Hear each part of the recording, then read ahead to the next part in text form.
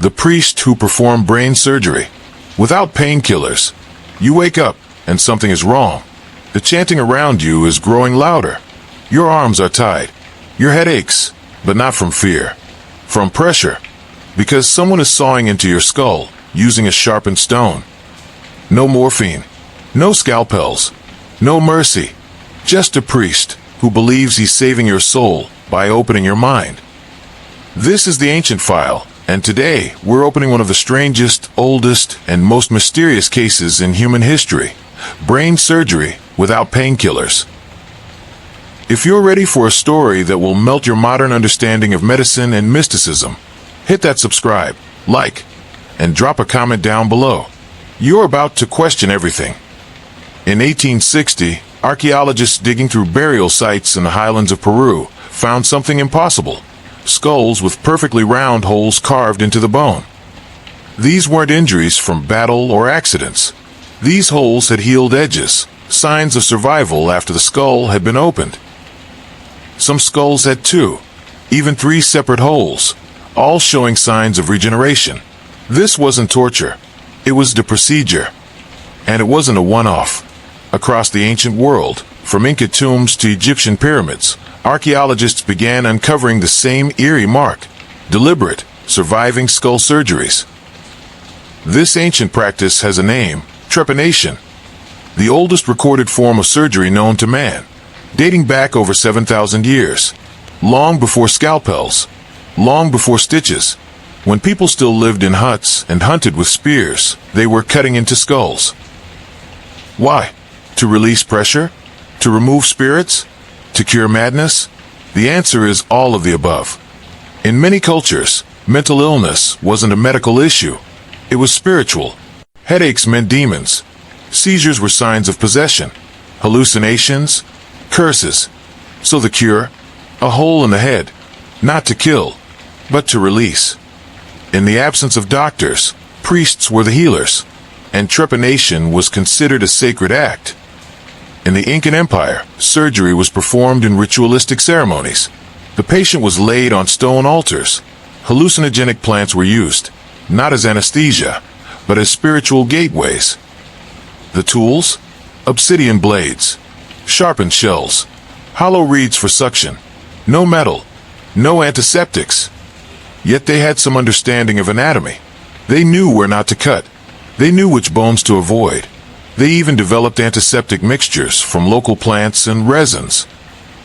In some areas, survival rates reached 80% or more, better than European battlefield surgeons in the 18th century. It's not just South America. Trepanation was global. In France, trepan skulls date back to 5000 BC. In Siberia, tribal shamans practiced it as a rite of passage. In ancient Greece, Hippocrates wrote detailed instructions on when and how to cut the skull. In medieval Africa, tribal surgeons developed refined techniques, using banana leaves to wrap wounds and charcoal poultices to reduce infection. Some cultures believed it made you smarter. Some believed it opened the mind to divine communication. Either way, it worked, because they kept doing it for centuries. Today, researchers are still baffled. How did ancient people know where to cut? How did they avoid the dura mater, the brain's protective membrane? How did they prevent deadly infections without antibiotics? How did they manage pain or blood loss? Some modern neurosurgeons suggest they must have had knowledge we lost. Others believe it was luck, trial and error over generations. But one thing is clear: this wasn't brutality. This was intentional, structured, and ritualized medical practice, far ahead of its time. You'd think this died out. But no. In the 1960s and 70s, trepanation made a strange return. A Dutch scientist named Bart Hughes drilled a hole in his own skull, claiming it increased blood flow to the brain and expanded consciousness. Others followed, in secret, using home tools. Some even claimed it cured depression. Today, online communities exist that still support the practice, claiming it's the key to unlocking the full brain. It's illegal in most countries, dangerous, but the fact that people are still trying says something terrifying. But not every trepanation was noble. Some evidence shows enemies captured in war were subjected to forced trepanation, not to heal, but to enslave or silence. Others believe ancient priests used the ritual to control, promising healing in exchange for devotion, sacrifice, or worse. In some parts of Polynesia, trepanation was a rite of submission, marking the person as forever changed. Did everyone volunteer, or were some forced? We may never know. Here's the question: what were these priests really trying to access? Was it the brain, the soul, or something else entirely? Modern science sees the skull as bone. Ancient people saw it as a doorway to other worlds, other energies, or inner powers we still don't understand. Maybe they weren't trying to heal the body, but unlock the mind. In our modern world of sterile hospitals and robotic surgeons, it's easy to laugh at ancient medicine.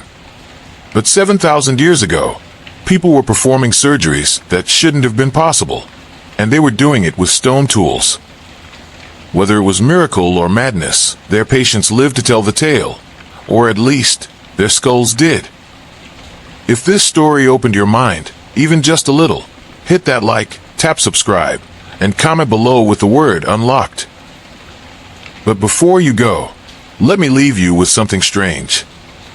In the next episode of The Ancient File, we're going deeper into royal paranoia, deception, and surveillance. What if I told you that some ancient kings used mirrors not to look at themselves, but to watch you? Not magic, not legend, strategy. So subscribe now, because the next file we open might just be watching you back.